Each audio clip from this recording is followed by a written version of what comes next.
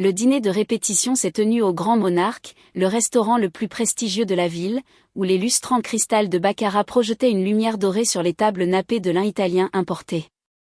Ma sœur Léa n'avait reculé devant aucune dépense, et pour cause, elle avait utilisé mes cartes bancaires pour tout payer. J'étais assise en bout de table, vêtue d'une simple robe bleu marine, tandis que le reste de la famille étincelait dans des tenues de haute couture. Léa trônait au centre, sa bague de fiançailles captant l'éclat des bougies à chaque geste. Le diamant faisait au moins 3 ou 4 carats, je savais précisément qu'il avait coûté 42 000 € pour avoir vu passer le débit sur mon relevé American Express 2 mois plus tôt. Ce saumon est absolument divin, s'extasia ma mère en tamponnant ses lèvres avec une serviette en soie. Léa, ma chérie, tu as vraiment un goût impeccable. Seulement le meilleur pour mon mariage, répondit Léa en rejetant ses cheveux fraîchement méchés, un balayage à 800 € effectué dans un salon de la rue du Faubourg Saint-Honoré dont j'avais réglé la note via ma carte Visa le jour même. Mon père leva son verre de vin de grand cru. À ma magnifique fille, qui a toujours su ce qu'elle valait. Tu mérites tout ce bonheur. Les verres s'entrechoquèrent joyeusement, mais personne ne tourna le regard vers moi. Mon frère cadet, Théo, finit par remarquer ma présence. Chloé, tu es bien silencieuse ce soir, tu as donné ta langue au chat ? Je profite juste du repas, répondis-je calmement en coupant mon poulet fermier. Ce dîner de répétition coûtait 18 000 € pour 60 invités, une somme débitée sur ma Mastercard il y a 3 jours. Évidemment qu'elle est silencieuse, lança Léa en riant. Que pourrait-elle bien apporter à une conversation sur un mariage de luxe ? Elle occupe un poste de fonctionnaire insignifiante et vit dans un petit appartement d'étudiante. Ma mère hocha la tête d'un air compatissant. Chloé, ma puce, on te le répète, tu devrais faire plus d'efforts. Regarde ta sœur, elle épouse un banquier d'affaires, alors que toi, à 32 ans, tu es toujours célibataire. Ma carrière me prend beaucoup de temps, répliquai-je. Ta carrière ? Léa ricana. Tu es inspectrice de banque ou un truc tout aussi ennuyeux, quel frisson. Elle se tourna vers son fiancé, Bastien, qui affichait un air suffisant dans son costume sur mesure. Bastien gagne plus en bonus que Chloé en une année entière. Bastien eut un sourire en coin. C'est dans la banque d'investissement que se trouve le vrai argent, l'audit de proximité, ça doit être. Pittoresque. Quelque chose comme ça, dis-je en buvant une gorgée d'eau. La vérité était que je travaillais pour la Direction générale des finances publiques en tant que commandante au sein de la brigade de répression de la délinquance économique, spécialisée dans les crimes financiers et la fraude complexe. Mais j'avais appris depuis longtemps que ma famille ne s'intéressait pas à la réalité de ma vie, ils avaient décidé que j'étais la sœur ratée et rien ne les ferait changer d'avis. Ma tante Linda se pencha vers moi. Chloé, ma chère, tu devrais vraiment laisser Léa t'aider pour ta garde-robe, cette robe a l'air de sortir d'un bac de solderie. Elle est confortable, répondis-je. Confortable ? Répéta Léa d'un ton moqueur. C'est toute la philosophie de vie de Chloé, un appartement confortable, un boulot confortable, des fringues confortables. Pendant ce temps, certains d'entre nous ont de l'ambition. Toute la table éclata de rire. Je remarquai que ma cousine Manon filmait la scène avec son téléphone, probablement pour une story Instagram, elle qui documentait chaque seconde du mariage pour ses 50 000 abonnés. En parlant d'ambition, dit mon père, Bastien, raconte-nous en plus sur cette fusion que tu es en train de boucler. Bastien se lança dans un récit détaillé d'une transaction financière. J'écoutais attentivement, notant plusieurs détails qui semblaient douteux d'un point de vue réglementaire, mais je restais silencieuse. Autour de moi, ma famille buvait ses paroles, impressionnée par son flair. C'est ce genre d'attitude de gagneur qui bâtit une fortune, approuva mon père, pas comme ces agents de l'État qui se contentent de se laisser porter par leur sécurité de l'emploi. Papa a raison, ajouta Théo. Chloé, quand est-ce que tu vas trouver un vrai travail dans le secteur privé où l'on gagne vraiment de l'argent ? Je suis satisfaite de ma position, dis-je. Léa se pencha en avant, les yeux brillants de malice.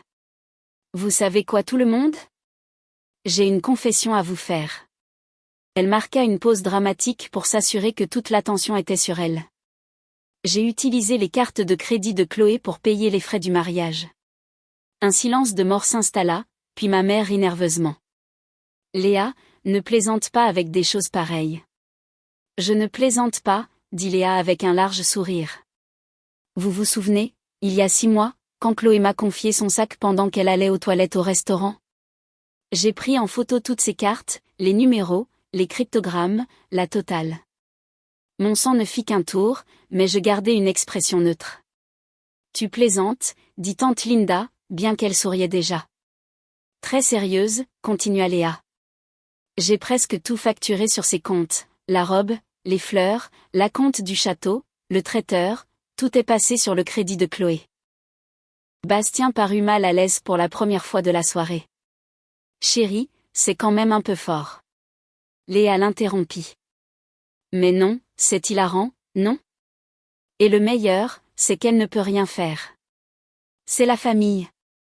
Elle ne va pas porter plainte contre sa propre sœur pour son mariage de rêve. Mon père fronça légèrement les sourcils.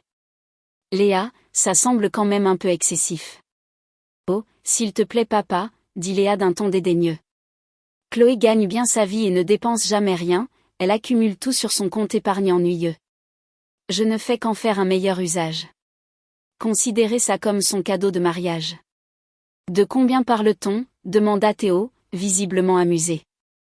Léa sortit son téléphone et commença à faire défiler ses notes. Voyons voir, la robe 12 000 €, les retouches 2 000 €, les fleurs 8 500 €, l'acompte pour le domaine 25 000 €, le traiteur pour 200 invités 45 000 €, le voyage de noces à Bora Bora 18 000 €, le pack photo et vidéo 15 000 €, le dîner de ce soir 18 000 €, l'orchestre 12 000 €, les faire-part 3 000 €. Elle continua d'énumérer des articles de plus en plus onéreux. Les yeux de ma mère s'écarquillèrent. Mais ça fait plus de 150 000 €. 167 430 € exactement, déclara Léa fièrement, et c'est sans compter les petits détails comme la coiffure, le maquillage et les cadeaux des demoiselles d'honneur. On doit frôler les 190 000 € au total. La table resta prostrée dans un silence stupéfait. Léa, dit Bastien doucement, tu m'avais dit que tes parents payaient le mariage. Ils en paient une partie, dit Léa d'un geste de la main, mais Chloé couvre le gros du budget, qu'elle le sache ou non. Je posai délicatement ma fourchette. Donc, tu admets avoir commis une fraude massive à la carte bancaire. Léa éclata de rire. Une fraude entre sœurs, voyons. Tu as les moyens, arrête de faire ta tragédienne. En réalité, dis-je calmement, utiliser les informations bancaires d'autrui sans autorisation, quel que soit le lien de parenté, constitue un vol d'identité et une fraude bancaire aggravée. C'est un crime puni par la loi. Oh, c'est reparti, Léa leva les yeux au ciel. L'inspectrice de bureau qui essaie de se donner de l'importance. Qu'est-ce que tu vas faire, Chloé? Me dénoncer? Gâcher mon mariage? Faire en sorte que maman et papa te détestent encore plus qu'ils ne le font déjà? Ma mère s'avança et tapota la main de Léa. Chloé, chérie, je sais que c'est peu conventionnel, mais Léa a raison. Tu ne vas pas porter plainte. Vois ça comme une aide à ta sœur. La famille s'entraide. J'ai bien aidé Théo pour sa voiture quand il en a eu besoin. Tu m'avais demandé mon avis avant de prendre 5 000 € pour la voiture de Théo, soulignai-je, et j'avais dit oui. Ici, c'est différent. Ah bon? Lança Léa. Tu aurais dit non si je t'avais demandé. Tu es tellement égoïste que tu préfères couver ton argent plutôt que de voir ta sœur heureuse. Alors, j'ai juste court-circuité la partie où tu refuses. Manon filmait toujours, son téléphone pointé droit sur moi. C'est un contenu incroyable, chuchota-t-elle à son cousin. Alors quoi, dit Théo. Tu vas appeler les flics contre ta propre sœur la veille de son mariage? Tu serais le monstre de la famille à tout jamais. Je regardais les visages autour de la table, tous s'attendaient à ce que je m'écrase, que je laisse Léa s'offrir son rêve à mes dépens. Dans leur esprit, mon argent était disponible et mes sentiments non pertinents.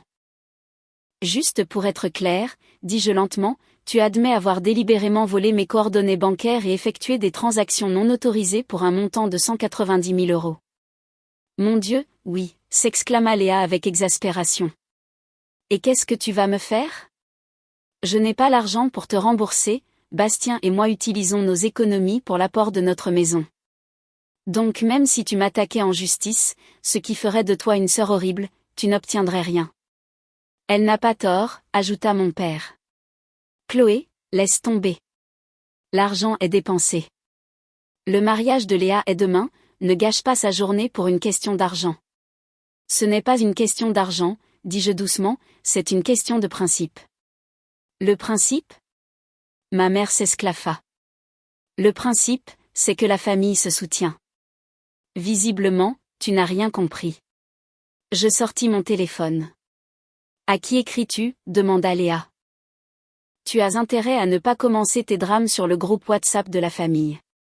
Je n'écris à personne, répondis-je en ouvrant mon application professionnelle sécurisée. Je dépose un rapport officiel. La table explosa de rire. Un rapport auprès de qui ? Ricana Théo. De l'association des consommateurs ? Oh, je suis sûr qu'ils vont s'en occuper tout de suite. Je tapai rapidement, saisissant les détails de l'affaire, les informations sur la suspecte et le résumé des preuves. Mes identifiants s'affichèrent en haut du formulaire, commandant de police, brigade de répression de la délinquance économique. Chloé travaille pour les finances, dit Bastien d'un ton méprisant à l'Assemblée. Ils examinent les banques pour vérifier les réglementations, ils ne s'occupent pas des crimes individuels. La police judiciaire a plusieurs divisions, dis-je calmement sans cesser de taper. La division que tu évoques existe, mais ce n'est pas là que je travaille. Alors tu travailles où ? Demanda mon père. À la brigade financière, répondis-je en soumettant le rapport. Je suis officier de police judiciaire spécialisé dans les crimes financiers, incluant la fraude à la carte, l'usurpation d'identité, la fraude bancaire et le blanchiment d'argent. Les rires s'éteignirent instantanément. Tu n'es pas officier de police, balbutia Léa, mais sa voix avait perdu toute son assurance. Tu es une simple employée de bureau. Je suis commandante, rectifiai-je. Je suis à la brigade financière depuis 8 ans. Avant cela, j'ai passé 2 ans à l'unité des délits financiers de la PJ. Je levai les yeux de mon téléphone. Ma spécialité, c'est justement l'usurpation d'identité. Le visage de ma mère devint livide. Chloé, tu exagères, tu nous l'aurais dit si tu étais dans la police judiciaire. Je vous l'ai dit, répondis-je. Au repas de Noël en 2019, j'ai mentionné ma promotion à la brigade financière. Vous m'avez dit d'arrêter d'être ennuyeuse et vous avez changé de sujet pour parler du nouveau petit ami de Léa. Le silence devint pesant. Bastien se racla la gorge. Bon, d'accord, mais tu ne vas pas sérieusement poursuivre ta propre sœur. Tu essaies juste de lui faire peur. J'ai déjà déposé le rapport, dis-je en leur montrant l'écran de mon téléphone où apparaissait le sceau officiel de la police nationale ainsi que mon matricule et le numéro de dossier généré automatiquement. En tant qu'officier de police, j'ai l'obligation légale de signaler les crimes dont j'ai connaissance, même s'ils impliquent des membres de ma famille. Chloé, dit mon père lentement, réfléchissons rationnellement. Je suis rationnel, l'interrompis-je. Léa a avoué avoir volé mes données et dépensé 190 000 €. Elle l'a fait devant une caméra, je fis un signe de tête vers Manon qui avait baissé son téléphone, l'air paniqué, et devant de multiples témoins dans un lieu public. Ce n'est pas ma parole contre la sienne, c'est un aveu documenté de plusieurs crimes fédéraux. Fédéraux ? Chuchota Léa. La fraude à la carte bancaire implique des transactions internationales et interbancaires massives, expliquai-je. Les banques sont basées dans différents pays, les prestataires aussi, et le voyage de noces est à l'étranger. Cela relève de la compétence de la juridiction interrégionale spécialisée. Interpol pourrait même être alerté pour les volets internationaux. La police judiciaire ne plaisante pas avec ça. Théo demanda bêtement, la PJ s'occupe de ça ? C'est leur fonction principale, répondis-je. Les mains de Léa tremblaient. Tu ne peux pas faire ça, c'est mon mariage demain. Tu aurais dû y réfléchir avant de commettre plusieurs délits, dis-je simplement. Ma mère retrouva sa voix. Chloé Elisabeth, arrête ça tout de suite. Je suis ta mère et je t'ordonne de retirer ce rapport ridicule. Je croisai son regard. Avec tout le respect que je te dois, maman, tu n'as aucune autorité sur une enquête de police judiciaire. J'ai de l'autorité sur toi, cria-t-elle. J'ai 32 ans et je suis officier de police, répliquai-je. Non, tu n'en as pas. Mon téléphone vibra. Je jetai un œil au message de mon supérieur, le commissaire divisionnaire Jean-Christophe, rapport bien reçu. Une équipe est à 15 minutes de ta position. Besoin d'un soutien immédiat? Je répondis, situation stable. Suspect sur place. À tout de suite. À qui écris-tu? Demanda Bastien. À mon commissaire, dis-je. Il coordonne l'équipe d'intervention. Une équipe d'intervention? La voix de Léa se brisa. Quelle équipe? La brigade financière et les services de police ne prennent pas à la légère des fraudes de cette ampleur, expliquai-je. Quand quelqu'un avoue avoir volé près de 200 000 €, ils réagissent vite, surtout quand la victime est l'un des leurs. Cela suggère que le coupable n'a aucune crainte de la loi, ce qui est inquiétant.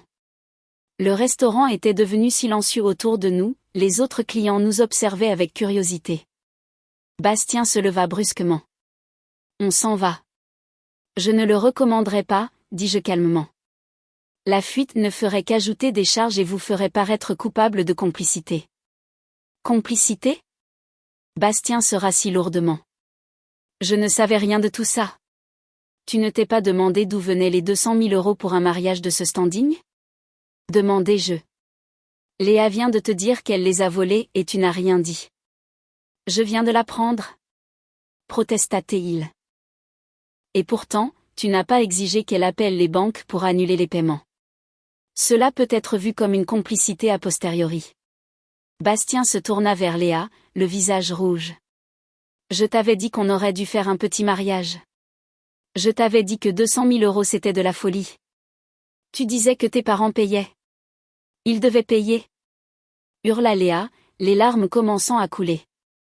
Mais les placements de papa n'ont pas marché, et maman a dit qu'il ne pouvait donner que 30 000 €, mais j'avais déjà versé les acomptes et je ne pouvais pas avoir un mariage au rabais. Tout le monde m'aurait jugé. Alors tu as commis une fraude? Cria Bastien, attirant les regards de tout le restaurant. Tu as une idée de ce que ça va faire à ma carrière? Je travaille dans la finance. Je ne peux pas être marié à une criminelle. Tu aurais dû y penser avant de profiter du produit de cette fraude, suggérai-je. Mon père se leva. Tout le monde se calme. Chloé, ma chérie, s'il te plaît. Parlons-en en privé, je suis sûre qu'on peut s'arranger. Il n'y a rien à arranger, dis-je. Le rapport est déposé, l'enquête est lancée.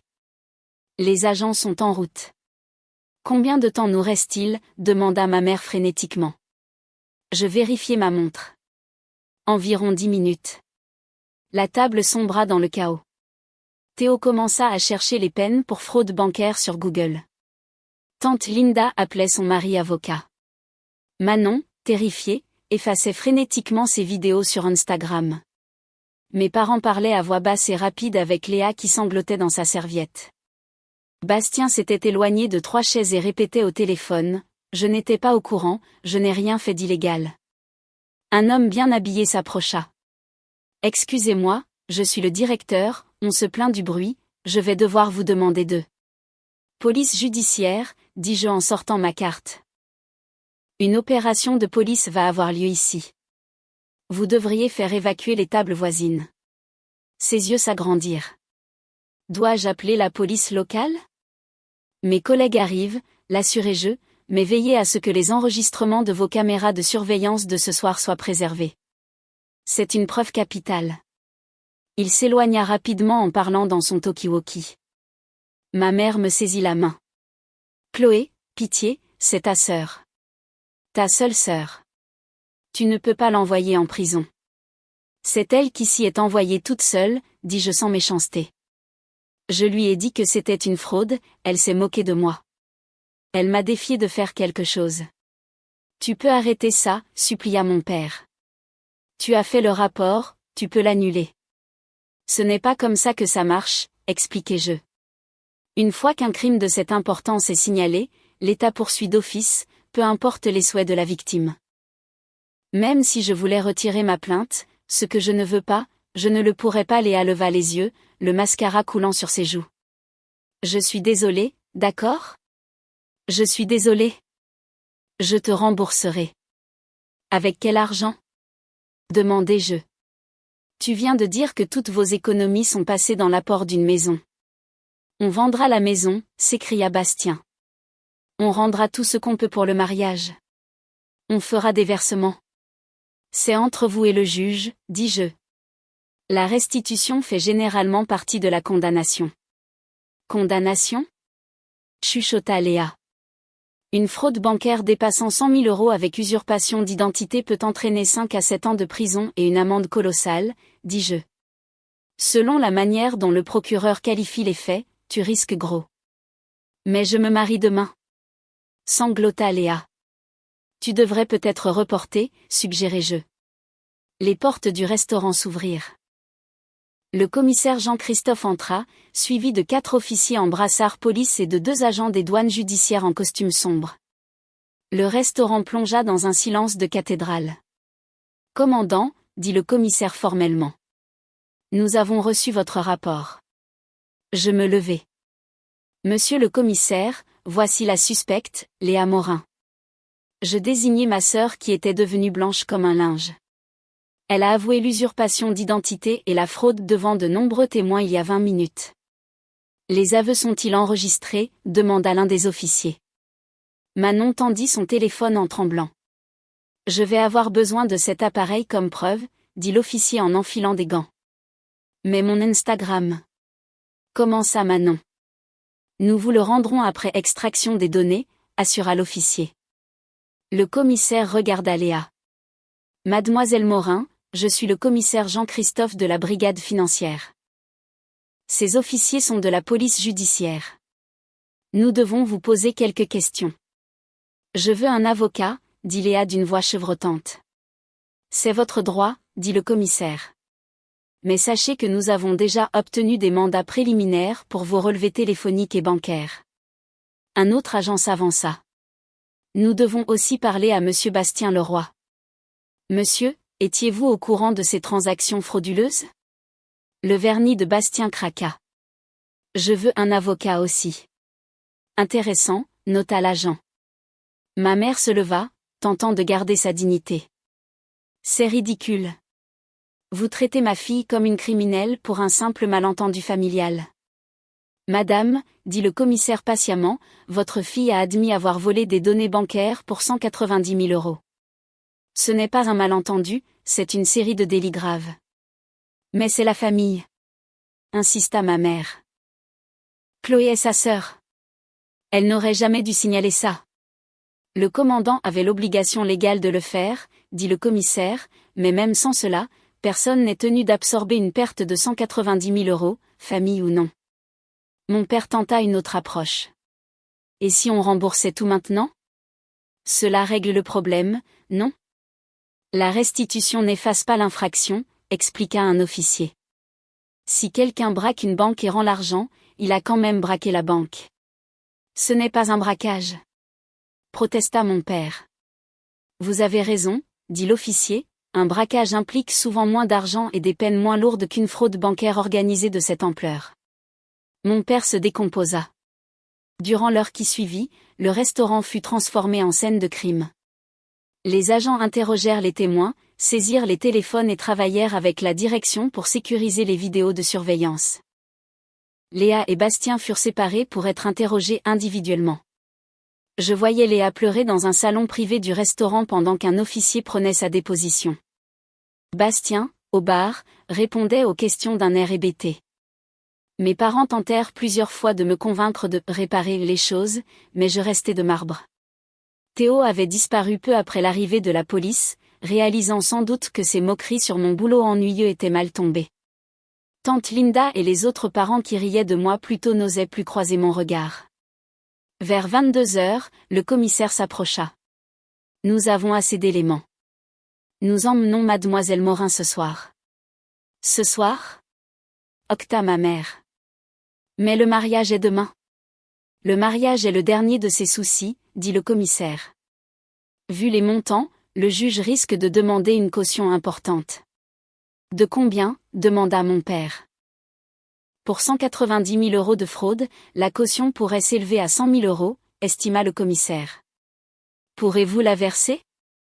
Mes parents se regardèrent avec horreur, ils venaient de dire à tout le monde qu'ils n'avaient plus que 30 000 €. Votre fille restera en détention provisoire jusqu'à sa présentation devant un juge d'instruction, conclut le commissaire. Bastien apparut soudain à mes côtés. C'est ta faute, siffla-t-il. Tu aurais pu arrêter ça. Tu détruis sa vie pour de l'argent. Le commissaire s'interposa. Monsieur, reculez. C'est une femme vindicative. Continua Bastien en haussant le ton. Quel genre de personne envoie sa propre sœur en prison ? Le genre de personne à qui on a volé 190 000 €, répondis-je. Quel genre de personne profite d'argent volé et blâme la victime ? J'annule le mariage, annonça Bastien. Je ne me marie pas avec une délinquante. C'est fini. Il quitta le restaurant, laissant Léa hurler de désespoir dans la pièce voisine. Ma mère pointa un doigt tremblant vers moi. Regarde ce que tu as fait. Tu as ruiné son mariage, ses fiançailles, sa vie. Tout ça parce que tu es jalouse parce qu'elle est plus belle et qu'elle a mieux réussi que toi. Mieux réussi ? Répétai-je. Elle a commis une fraude parce qu'elle ne pouvait pas se payer son propre mariage. Je suis une commandante de police avec une carrière que j'ai mis 10 ans à bâtir. Mais selon toi, c'est elle qui réussit. Le visage de ma mère se crispa. Comment peux-tu être aussi froide ? C'est ta sœur. C'est une voleuse, corrigeai-je. Si un étranger m'avait fait ça, tu exigerais son arrestation. La seule différence, c'est que nous partageons le même sang. À 22h47, Léa fut formellement arrêtée. L'officier lui lut ses droits pendant qu'elle sanglotait. Mon père restait figé, paraissant 10 ans de plus qu'au début du dîner. Alors qu'on l'emmenait menotter, Léa me regarda. Je te hais, dit-elle. Je te haïrai toute ma vie. D'accord, dis-je simplement. Le restaurant se vida vers minuit. Le directeur s'approcha avec excuse. Commandant, il y a la question de l'addition. Pour le dîner de répétition ? Demandai-je. Oui, 18 000 €. Je sortis la même carte que Léa avait utilisée. Ajoutez 20% de pourboire, les serveurs ont eu une soirée difficile. Il parut soulagé. Merci. Et pour ce que ça vaut, je pense que vous avez fait ce qu'il fallait. Merci, dis-je. Le commissaire me raccompagna. Quelle soirée, dit-il devant mon immeuble. Désolé d'avoir mobilisé l'équipe, dis-je. Ne le sois pas, répondit-il. Tu es l'une de nos meilleures recrues parce que tu ne fais pas d'exception. La loi est la même pour tous. Ma famille ne voit pas les choses ainsi, dis-je. Ta famille t'a volé 190 000 € et s'attendait à ce que tu souris, dit-il. Leur opinion n'est pas pertinente. J'approuvai. Il avait raison, mais cela faisait mal quand même. Prends ton week-end, ajouta-t-il. Je le remerciai et montai dans mon appartement, celui que ma famille avait moqué. Mon petit appartement triste avec sa vue sur les toits de Paris, son parquet d'origine et son bureau bien rangé. Je l'avais acheté comptant 3 ans plus tôt avec mes économies, celles que Léa pensait que je couvais. Mon téléphone vibrait sans arrêt. J'ignorais tout, sauf un message de ma cousine Zoé qui était en déplacement. Zoé, Manon vient de m'appeler. C'est quoi ce délire ? Je lui fis la version courte. Zoé, donc Léa t'a volé 200 briques, s'en est vantée, et tu l'as fait coffrer ? Oui. Zoé, bien. Je ne l'ai jamais aimée. Elle a renversé du vin sur ma robe à l'anniv de ton père et a dit que c'était moi. Je m'en souviens. Zoé, tes parents vont péter un câble. C'est déjà fait. Zoé, besoin que je rentre pour te soutenir ? Non, ça va, mais merci. Le samedi matin, j'avais 47 appels manqués et 130 textos, entre supplications et insultes. Mais il y avait aussi des messages d'anciens amis, de collègues, de parents éloignés. L'histoire avait fuité. Un ami de lycée, j'ai appris pour Léa. J'ai toujours su qu'elle était toxique. Bravo d'avoir tenu tête. Un collègue, Jean-Christophe m'a raconté. Propre. On prend un café la semaine prochaine? L'oncle que mes parents détestaient, ton père m'a appelé pour la caution. Je lui ai dit d'aller se faire voir. Fier de toi, gamine. L'affaire fit les gros titres locaux le samedi après-midi, la sœur d'une commandante de la brigade financière arrêtée pour une fraude de 200 000 euros. Le dimanche, c'était viral. Les followers de Manon avaient fait des captures d'écran de ces vidéos supprimées. Les commentaires étaient brutaux. Imagine être assez stupide pour avouer un crime devant un officier de police. Elle a demandé « Qu'est-ce que tu vas me faire ?» Elle a trouvé « La famille s'arrête là où le vol commence. » Le lundi, je retournais au travail. Mes collègues avaient laissé un gâteau en salle de pause. Félicitations pour l'arrestation de ta sœur. Vous êtes horrible, dis-je en riant malgré moi. On est des flics, dit mon partenaire, l'humour noir est obligatoire. Le commissaire m'appela dans son bureau. Le procureur veut frapper fort pour faire un exemple. Pourquoi? Demandai-je. La fraude bancaire explose, expliqua-t-il. Avoir un cas où quelqu'un avoue ouvertement en pensant être immunisé par les liens familiaux, c'est une occasion en or de rappeler que nul n'est au-dessus des lois. Quelle peine vise-t-il? 5 à 8 ans ferme, probablement. Le montant, la préméditation, l'absence de remords. Tout y est. Ma sœur pourrait passer presque une décennie en prison. Tu gères, demanda-t-il doucement. Elle a fait ses choix, dis-je. Je ne l'ai pas forcée à me voler, ni à s'en vanter. L'audience préliminaire eut lieu le mardi. Léa apparut par visioconférence depuis la maison d'arrêt, en tenue de détenue. Elle semblait minuscule et terrifiée, loin de la femme arrogante du dîner. Le procureur aligna les charges, escroquerie aggravée, usurpation d'identité, blanchiment de fraude fiscale. Chaque chef d'accusation portait des années de prison potentielle. L'avocat commis d'office plaida pour une libération sous caution en citant son absence de casier, mais le procureur répliqua que la nature préméditée et le montant constituaient un risque de fuite. La juge fixa la caution à 150 000 euros. Mes parents, dans la salle, parurent dévastés. À la sortie, les journalistes m'assaillirent. Commandant Morin, que ressentez-vous? Pas de commentaires, dis-je. Regrettez-vous? Pas de commentaires. Que diriez-vous à ceux qui pensent que cela aurait dû rester privé? Je m'arrêtai. Je dirais qu'un crime est un crime, peu importe qui le commet. Nous n'avons pas un système judiciaire parallèle pour les gens qui ont des relations familiales. Cette phrase fila une le lendemain. Ma mère laissa un message vocal cette nuit-là, la voix noyée de larmes. J'espère que tu es fière. Ta sœur est dans une cellule à cause de toi.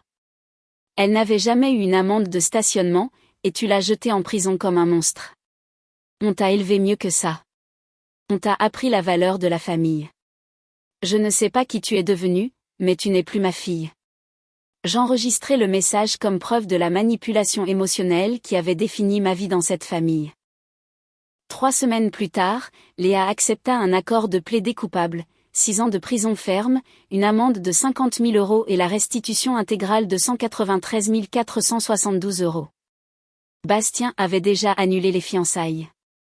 Le château du mariage garda les acomptes selon le contrat, de l'argent que Léa devrait me rembourser dans le cadre de sa peine. Mes parents prirent une hypothèque sur leur maison pour me rembourser immédiatement, espérant que cela réduirait la peine de Léa. Cela ne changea rien.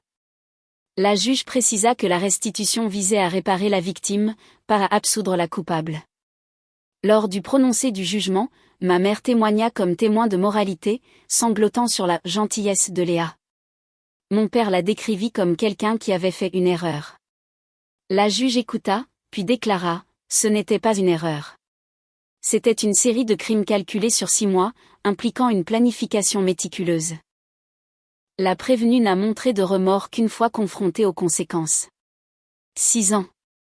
Léa hurla alors qu'on l'emmenait. Ma mère s'effondra.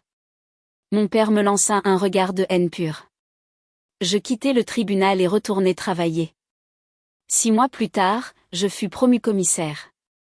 Mon équipe gère des enquêtes complexes à travers le pays. Je suis doué pour mon travail, j'ai bâti ma carrière sur l'intégrité et un engagement inébranlable envers la loi. Ma famille ne m'a jamais pardonné. J'ai été exclue de tous les événements, retirée du groupe familial et déshérité. Des cousins avec qui j'avais grandi m'ont bloqué. Des oncles et tantes font semblant de ne pas me voir au supermarché. Mais j'ai gagné quelque chose de bien plus précieux, le respect de moi-même. Pendant 32 ans, j'avais été la déception de la famille, la sœur ennuyeuse. J'avais absorbé leur mépris et leur cruauté en pensant que c'était normal. Ce n'était pas normal, et je n'avais plus à l'accepter. Ma vraie famille s'est avérée être mes collègues, des gens qui valorisent l'intégrité plutôt que l'image, qui comprennent que faire ce qui est juste signifie souvent rester seul. Le commissaire le dit le mieux lors de ma remise de galon, le commissaire Morin incarne tout ce que nous apprécions dans la police. Face au choix entre la loyauté familiale et le devoir légal, elle a choisi le devoir sans hésiter. Ce n'est pas de la froideur, c'est du courage. Léa purge actuellement sa peine au centre de détention de Fleury-Mérogis. Elle sera éligible à une libération conditionnelle dans quelques années. J'espère qu'elle utilisera ce temps pour réfléchir, mais honnêtement, ce n'est plus mon problème. J'ai fait mon travail. J'ai appliqué la loi et j'ai refusé que les liens du sang deviennent une immunité. Parfois, faire ce qui est juste vous coûte tout, mais parfois, tout ce que vous perdez n'en valait pas la peine.